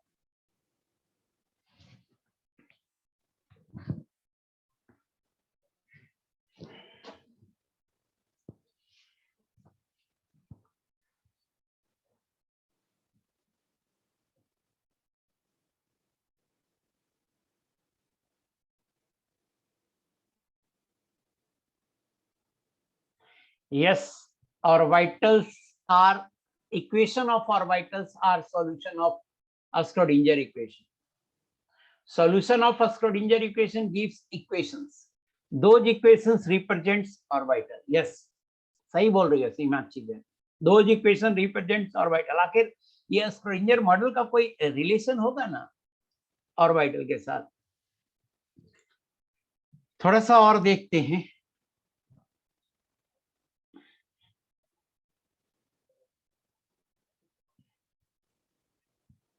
Psi R theta phi, psi are theta phi क्या है? तो ऑर्बिटल का इक्वेशन रिप्रेजेंट कर रहा है। अब इसको कैसे लिख सकते हैं? कैन बी रिटन एज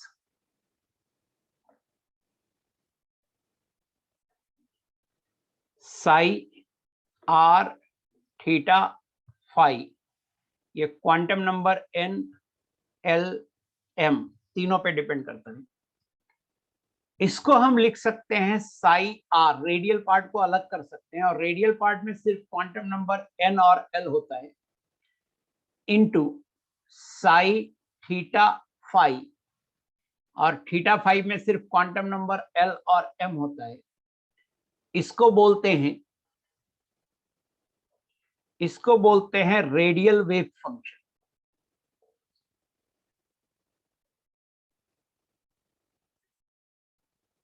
और इसको बोलते हैं angular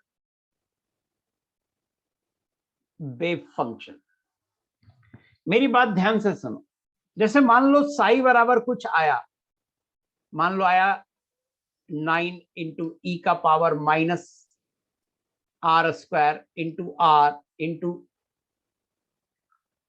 5 cos theta sine phi, कुछ ऐसा है साई बराबर, मान लो ऐसा है। तो ये साई आर थीटा फाई है, साई में आर भी है, थीटा भी है, फाई भी है।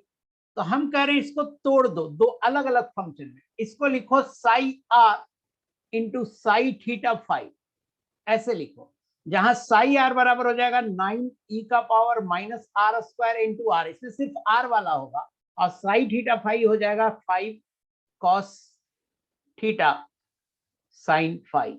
मैं ये बोल रहा हूं कि आर वाला पार्ट को अलग कर लो और थीटा फाई वाला पार्ट को अलग कर लो, अब दोनों का मल्टीप्लीकेशन होगा साई आर थीटा फाई, या एक मल्टीप्लाइड टर्म है, उस टर्म से आर वाला टर्म को अलग कर ले रहे हैं और साई थीटा फाई वाला टर्म को अलग कर रहे हैं, दो टर्म का प्रोडक्ट लिख रहे हैं। फिर से सुनिए, साई आर थीटा फाई जो भी आएगा उससे हम दो टर्म के प्रोडक्ट में लिख सकते हैं, एक टर्म में सिर्फ आर होता है और दूसरे टर्म में सिर्फ थीटा और फाई होता है।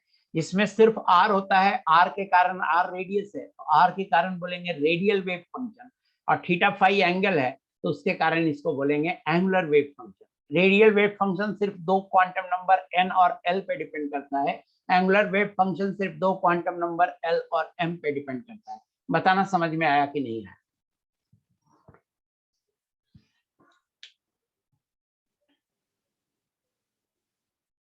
ये वाला सेक्शन मिटाऊंगा, ये वाला सेक्शन मिटाऊंगा, ये वाला फालतू है, ये वाला सेक्शन मिटाऊंगा, इसलिए मिटाऊंगा कि ये वाला सेक्शन लिखूंगा तो फिर आपको गड़बड़ होगा, ये सेक्शन मिटाऊंगा।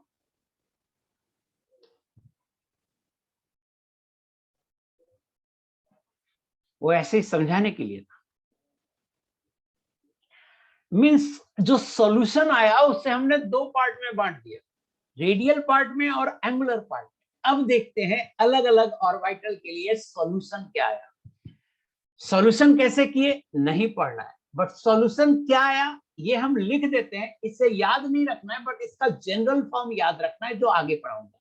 तो देखिए, रेडियल पार्ट अलग लिखेंगे, एंगुलर पार्ट अलग लिखेंगे।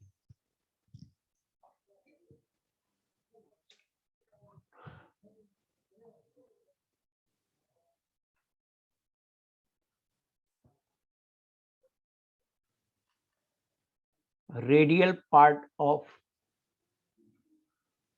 हाइड्रोजन लाइक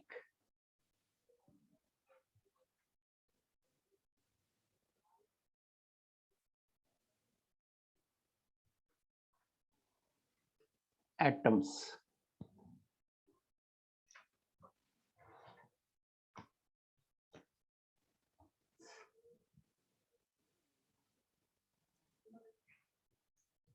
ऐसे लिखो, radial part of wave function of hydrogen और हाइड्रोजन लाइक एटम्स। पहले रेडियल पार्ट लिख रहे हैं, फिर एंगुलर पार्ट लिखेंगे। रटना नहीं होता है इसको, बट अंडरस्टैंडिंग के लिए हमें कुछ एग्जांपल लिखना होगा कि ऐसा ऐसा रेडियल पार्ट होता है। साई 1s होता है 2 into Z by A not का पावर 3/2 इंटू ई का पावर माइनस सिग्मा बाई 2। आप हमें कह सकते हैं कि सर इसमें आर कहाँ है, तो पहले मैं आपको बता दूं कि सिग्मा जो है, वेयर सिग्मा बराबर है 2ZR upon N A not, और ए नॉट बराबर है, ए नॉट क्या आया था जी, ए नॉट था h square upon 4 pi square m e square, हमको लगता है डिनोमिनेटर में के भी था, और ये आया था 0.529 एंगस्ट्रॉम। एक बार कोई बता सकता है ए नॉट में नीचे में के भी था या के स्क्वायर था? A not means first Bohr radius, A not means first Bohr radius, K कहाँ पे था? नीचे में ना, डिनोमिनेटर में ना, 4 पाई स्क्वायर के एम ई स्क्वायर मेरे हिसाब से होगा, के एम ई स्क्वायर। हाँ फिर से लिखता हूं, रुक जाओ,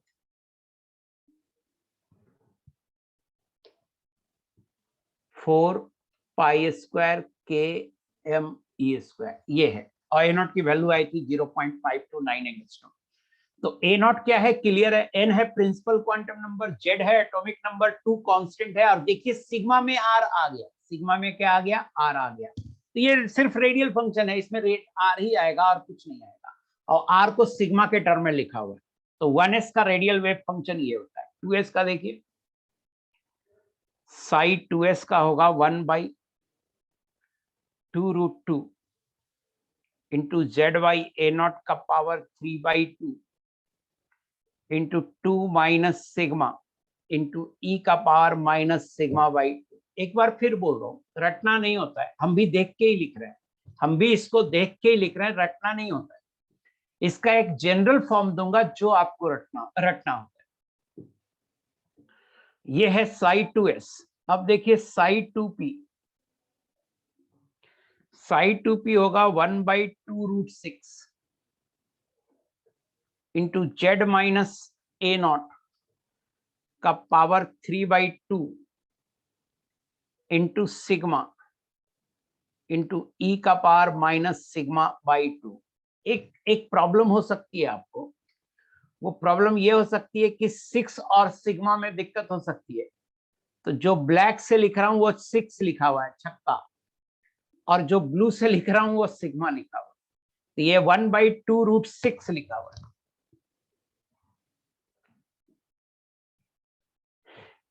1s हो गया, 2s हो गया, 2p हो गया, 3s देखिए, साई 3s होगा 1/9√3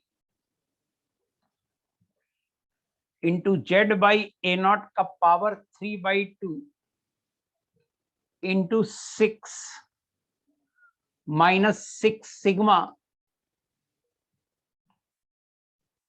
प्लस सिग्मा स्क्वायर इंटू ई का पावर माइनस सिग्मा बाई 2। जो ब्लैक से लिखा हुआ है वो छक्का है, जो ब्लू से लिखा हुआ है वो सिग्मा है। 3s के लिए भी लिख दिया हमने, 3p के लिए लिखते हैं, साई 3p होगा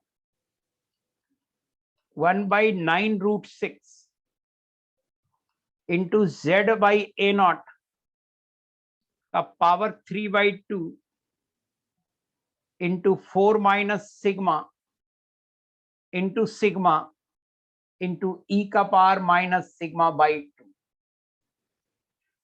3s लिख दिया, 3p लिख दिया, 3d लिखते हैं, साई 3d ये होगा 1/9√30 जेड बाई ए नॉट का पावर 3/2 इंटू सिग्मा स्क्वायर ई का पावर माइनस सिग्मा बाई 2। एक बार फिर से बोल रहा हूं कि छक्का भी लिखा हुआ है और सिग्मा भी लिखा हुआ है, जो ब्लैक से है वो 6 लिखा हुआ है, जो ब्लू से है वो सिग्मा लिखा हुआ है। रेडियल पार्ट मैंने कुछ ऑर्बिटल्स के लिख दिए, छाप रहे हो क्या आप लोग, लिख रहे हो क्या? अब एंगुलर पार्ट लिखेंगे। Himakshi Jain, they are actually solution of radial wave function, नहीं, they are actually solution of Schrodinger equation in polar coordinates and they are partial solution, because polar coordinate में सिर्फ रेडियल पार्ट है, ये एंगुलर पार्ट अभी नहीं लिखूंगा, तो रेडियल पार्ट और एंगुलर पार्ट को मल्टीप्लाई कर दोगे तब सॉल्यूशन आएगा साई आर थीटा फाई। देखो ना, साई आर थीटा फाई ये पूरा ऊपर है, इसमें हम सिर्फ ये वाला टर्म अभी लिखे हैं, ये वाला टर्म है, ये वाला अभी नहीं लिखे हैं, सेकंड पार्ट, सेकंड टर्म दूसरे पेज में लिखे। अब मैं एक बात बोलना चाहता हूं, एक पॉइंट बोलना चाहता हूं कि देखिए रेडियल पार्ट देखिए, उसके नीचे लिखा हुआ है एन और l, means radial wave function depends only upon quantum number n and l. इसको यहां लिख देता हूं,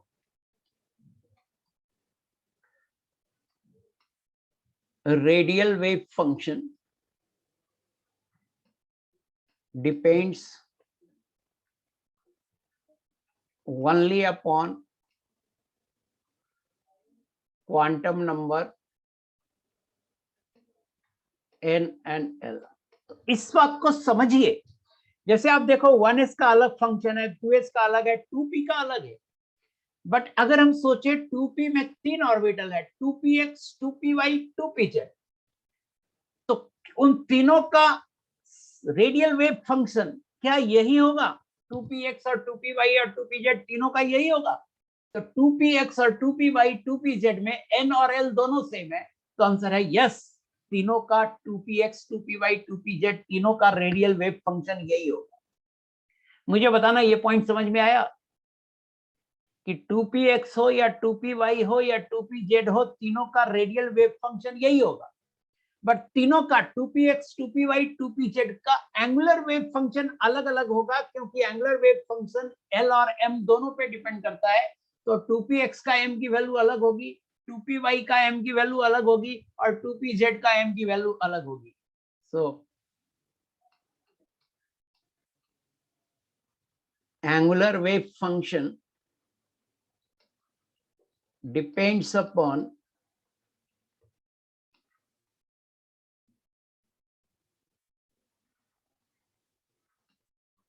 quantum numbers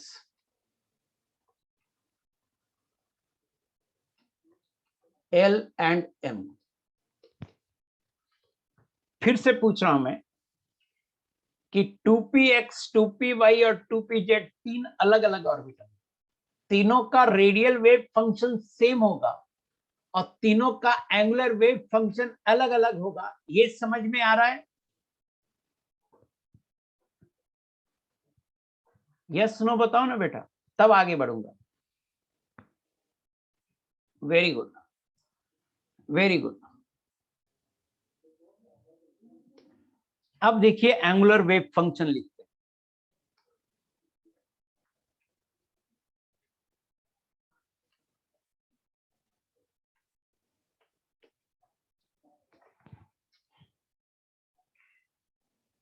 Sai theta phi लिख रहे हैं, और किसके लिए लिख रहे हैं? तो एस ऑर्बिटल के लिए लिख रहे हैं। 1s नहीं लिख रहा हूं इस बार, 1s इसलिए नहीं लिख रहा हूं कि कोई भी एस ऑर्बिटल हो, 1s हो, 2s हो, 3s हो, 4s हो, 5s हो, 6s हो, सब में क्या डिपेंड, सब में क्या चेंज हो रहा है? n, और एंगुलर वेव फंक्शन n पे डिपेंड नहीं करता है। तो 1s हो या 2s हो या 3s हो या 4s हो, सभी का एंगुलर वेव फंक्शन सेम होगा। तो साई थीटा फाई होता है 1/4 पाई का पावर हाफ। अब देखो इसमें थीटा फाई आया ही नहीं, मींस ये एस ऑर्बिटल का एंगुलर वेव फंक्शन इंडिपेंडेंट होता है थीटा फाई से, इंडिपेंडेंट ऑफ थीटा फाई। ये बड़ा इंपॉर्टेंट लाइन है, याद रखिएगा। एस ऑर्बिटल का angular wave function is independent of theta and phi. Constant आ गया जस्ट। साई px ऑर्बिटल का देखते हैं थीटा फाई, ये होता है 3/4 पाई का power half sine theta cos phi. Psi p y orbital का थीटा फाई ये होगा 3/4 पाई का power half sine theta sine phi. Psi p z orbital का थीटा फाई ये होगा 3/4 पाई का पावर हाफ कॉस थीटा। एक इंपॉर्टेंट पॉइंट आपको ध्यान रखना है, एक इंपॉर्टेंट पॉइंट आपको ध्यान रखना है कि जब जेड ऑर्बिटल है तो केवल थीटा का फंक्शन आ रहा है, फाई का फंक्शन नहीं आ रहा है। और ये ऑब्वियस था। कैसे ऑब्वियस था, जरा यहां देखिए, यहां भी जेड जब था तो केवल थीटा था और एक्स और वाई में थीटा फाई दोनों था। तो जब जेड ऑर्बिटल आएगा तो केवल थीटा आएगा, फाई नहीं आएगा। एस, फिर से सुनिए बोल रहा हूं, एस ऑर्बिटल में ना तो थीटा होगा ना फाई होगा। एक्स ऑर्बिटल में थीटा फाई दोनों होगा, वाई में थीटा फाई दोनों होगा, लेकिन जब जेड ऑर्बिटल आएगा तो सिर्फ थीटा होगा।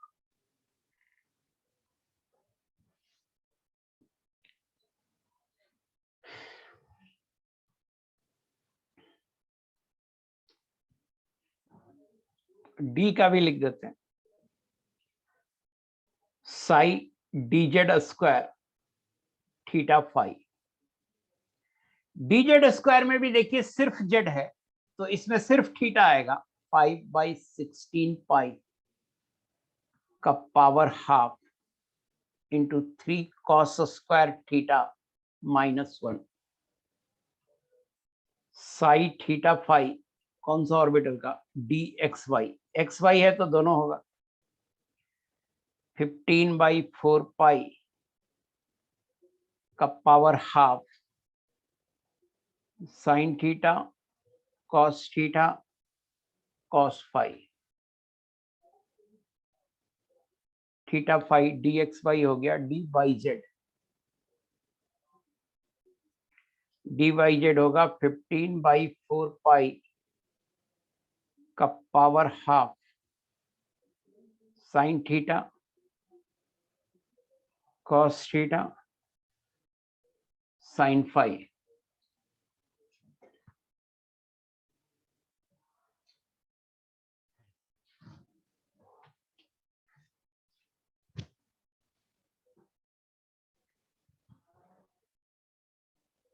Sai theta phi d x square by z. Psi theta phi x y y z, z x का निकालना है, एक्स वाई। एक सेकेंड एक सेकेंड एक सेकेंड,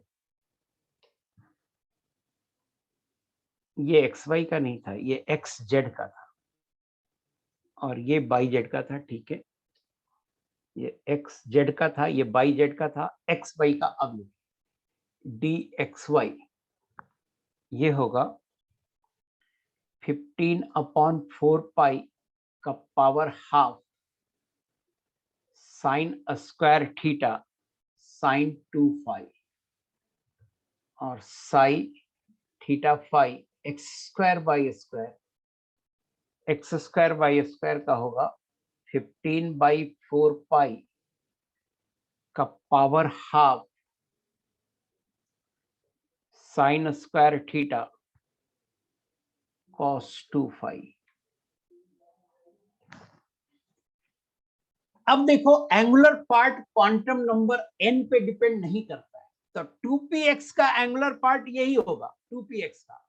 3px का भी एंगुलर पार्ट यही होगा, 4px का भी एंगुलर पार्ट यही होगा। मान लो 5py है तो 5py का एंगुलर पार्ट ये होगा, और 2py है 2py का भी एंगुलर पार्ट यही होगा, बस उनका रेडियल पार्ट अलग होगा। आई होप कि अब थोड़ा समझ में आ गया होगा कि रेडियल पार्ट और एंगुलर पार्ट को अलग अलग क्यों किया गया है, क्योंकि उससे सुविधा हो रही है।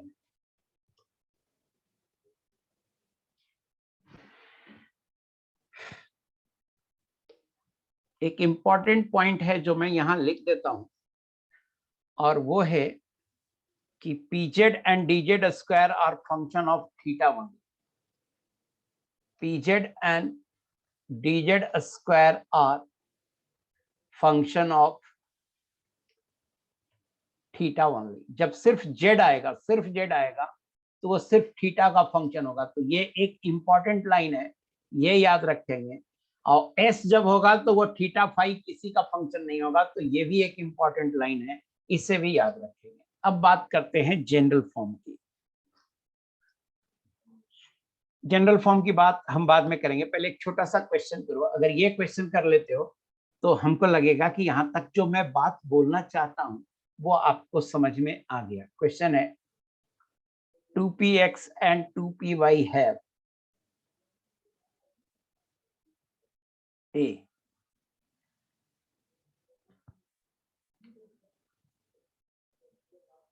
same psi r, b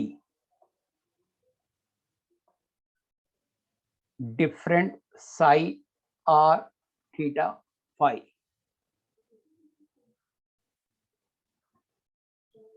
c different psi theta phi, d same psi theta phi। एक से ज्यादा आंसर भी सही हो सकते हैं, तो इसका आंसर बताइए प्लीज। इस क्वेश्चन का आंसर बता दिए, मीन्स यहां पर जो हम कहना चाहते हैं वो सही है।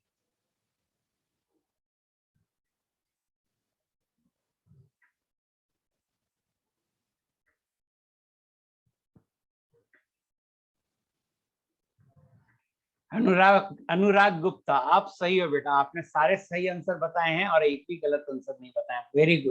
वेरी गुड अनुराग, वेरी गुड। बाकियों ने प्रियांशु मालवीय, आपने एक भी गलत नहीं बताया, तो एक ही गलत है इसमें, और आपने गलत को ही सही बताया। बस आप सबसे खराब मार्क्स आप ही को आ रहा है, बाकियों ने पार्शियली सही बताया। निशांत प्रताप, तुमने भी गलत बताया है। तो प्रियांशु मालवीय और निशांत प्रताप ने पूरा ही गलत बताया है, बाकी लोगों ने पार्शियली सही बताया है, बट अनुराग गुप्ता ने पूरी तरह से 100% सही बताया। Thank you Anurag. आंसर है ए बी सी। और इसे तब तक आंसर को देखिए और सोचिए जब तक आपको ये समझ में ना आ जाए। हम इससे आगे बढ़ना भी नहीं चाहते।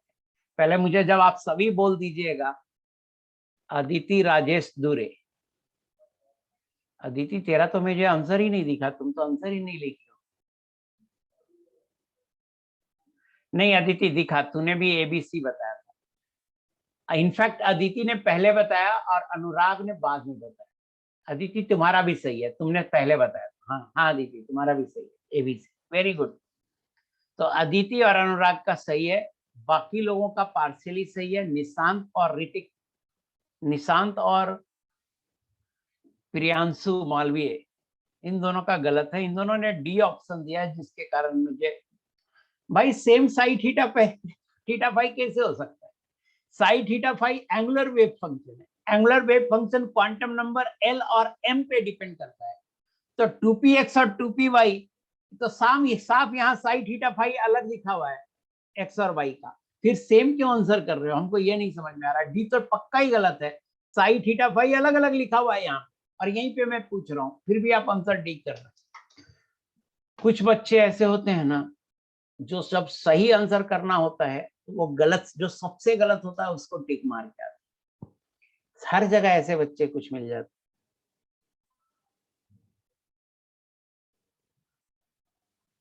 हाँ, अगर सी बी, ऐसे ऑब्जर्व करो ऋतिक राज, कि अगर सी करेक्ट है तो बी को करेक्ट होना होगा, क्योंकि psi are theta phi, psi r और साई थीटा फाई का मल्टीप्लीकेशन ही तो है।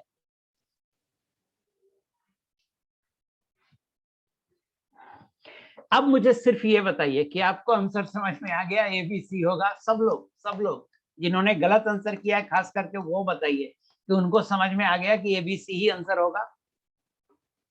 देखो ना, बहुत छोटा सा सवाल है लेकिन बहुत मजेदार सवाल है, और आपको बुक में ऐसे सवाल नहीं मिलेंगे।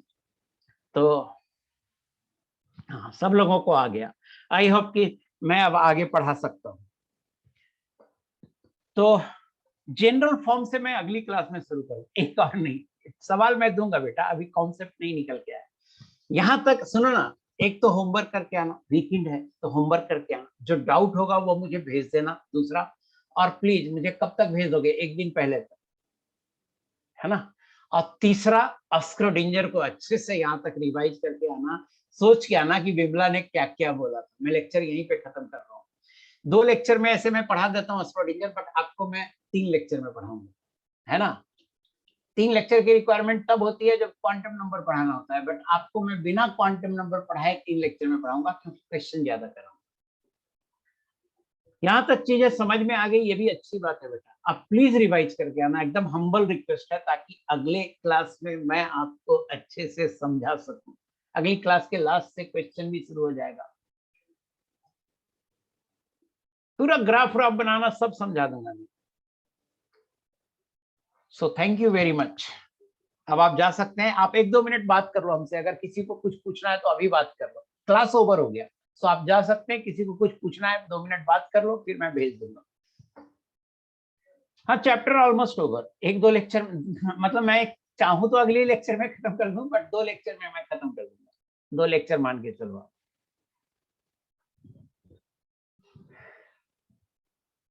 इसके बाद एक लास्ट चैप्टर है chemical equilibrium, at most 7 lecture, सबसे अगर बहुत ज्यादा लिया तो 7 लेक्चर, 6 लेक्चर का टारगेट है, 7 में पढ़ा दूंगा मैं।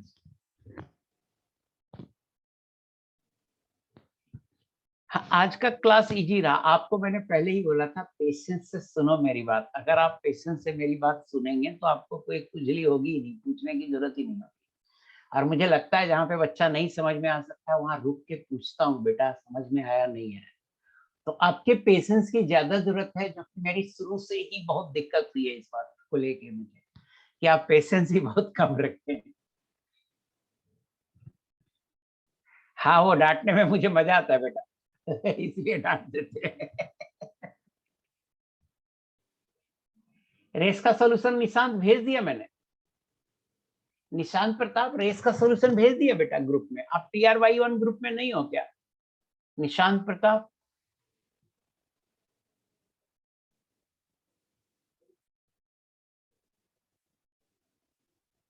तो आप मुझे मैसेज करना फिर से दोबारा, मैं आपको TRY1 ग्रुप में डाल दूंगा, आज ही मैसेज कर देना अभी। दो पहले भी किए होगे, बट उस समय व्यस्त रहूंगा तो नहीं कर पाऊंगा, आज फिर से दोबारा भेज देना मुझे। इनऑर्गेनिक में आपको अभी नहीं पढ़ाया जाएगा कोई भी चैप्टर रिमेनिंग, वो 12th में ही पढ़ाया जाएगा। रोशन रंजन 12th में पढ़ाया जाएगा, 11th में इनऑर्गेनिक में इतना ही पढ़ाते हैं। जैसे बचा हुआ मान लो एस ऑर्बिटल, एस ब्लॉक, तो एस ब्लॉक वगैरह आईटी के लिए उतना इंपॉर्टेंट नहीं है ना। उसकी चीजें जो बॉन्डिंग वॉन्डिंग में पढ़ाते हैं फिर से पढ़ाएंगे आपको 12th में बॉन्डिंग।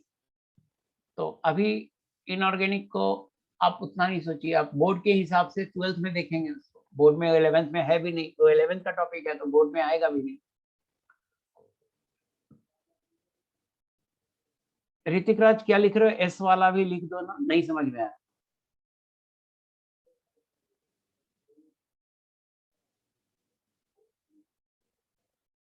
सॉल्यूशन भी भेज दूंगा निशांत तुमको, एटॉमिक स्ट्रक्चर का सॉल्यूशन भी भेज दूंगा। इंडिपेंडेंट वाला टर्म तो लिख दिया ना, यही होगा। वन इंडिपेंडेंट है मींस थीटा फाई नहीं है, तो टर्म क्या है, 1/4 पाई का पावर हाफ। तुम समझे नहीं ऋतिक राज, एस का टर्म एंगुलर वेव फंक्शन यही होगा, 1/4 वाई का पावर हाफ। ऋतिक राज, एस ऑर्बिटल का एंगुलर वेव फंक्शन यही होगा, 1/4 पाई का पावर हाफ। इंडिपेंडेंट वाला टर्म मतलब यही अरे भाई लिख दिया। एनीवे आपको जो पूछना था पूछ लिया। निशांत प्रताप को एक रियल प्रॉब्लम था, उसको मैं आज सॉल्व कर दूंगा, और अब मैं इसको सेव करके भेज देता हूँ।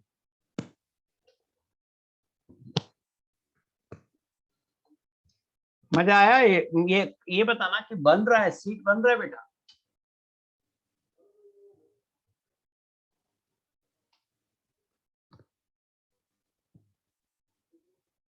नहीं नहीं नहीं, 12th कौन पढ़ाएंगे अभी नहीं बता सकते। एक बार बताना लेक्चर नंबर कौन सा है, ये 10 या 11?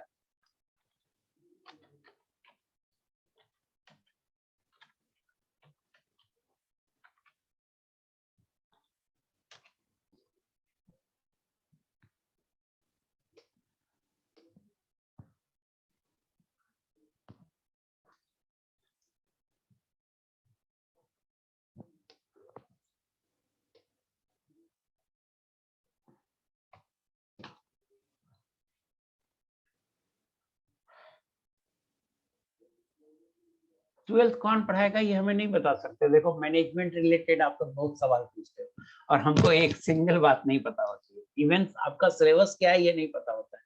आप तो जो ऐप है वहीं पे जाके सिलेबस देखो।